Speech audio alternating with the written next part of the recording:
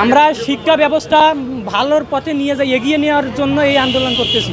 শিক্ষা ব্যবস্থা যেন সামনের বার আমাদের ছোট ভাই বোনেরা যেন আমাদের মতো আর হয়রানি না হয়। 70 মার্ক তুললাম, আমি ফেল করলাম, আর যাই 33 তুলি পাস করতেছে। আমার ফেল ছিল ম্যাথ এবং ইংলিশ, 2 সাবজেক্টে আমার ফেল ছিল, কিন্তু আমি পরীক্ষা দিয়ে আসছি। আমি জানি আমি ওই দুটো আমি ফেল হব না, আমি জানি আমি ফেল হব না। সেটা হচ্ছে শিক্ষা বোর্ডের সমস্যার কারণে।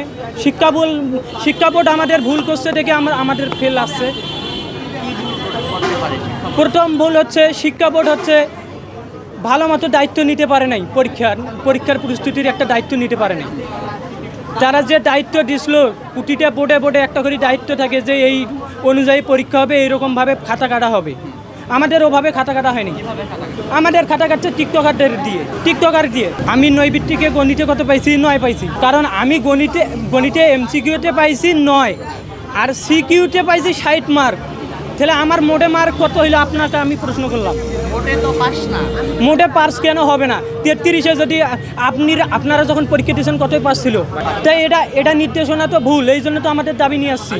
আমরা শিক্ষা ব্যবস্থা ভালোর পথে নিয়ে যাই, এগিয়ে নেওয়ার জন্য এই আন্দোলন করতেছি। শিক্ষা ব্যবস্থা যেন সামনের বার আমাদের ছোট ভাই বোনেরা যেন আমাদের মতো আর হয়রানি না হয়।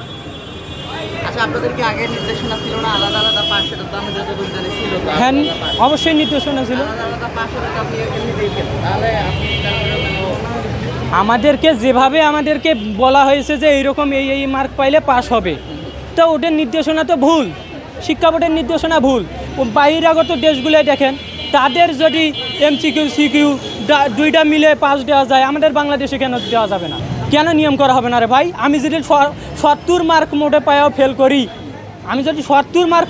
করি, তাহলে কেমনে একটা ছাত্র সহ্য করতে পারবে যে 70 মার্ক তুললাম, আমি ফেল করলাম, আর যাই 33 তুলি পাস করতেছে শুধু এমসিকিউ ভালো করে?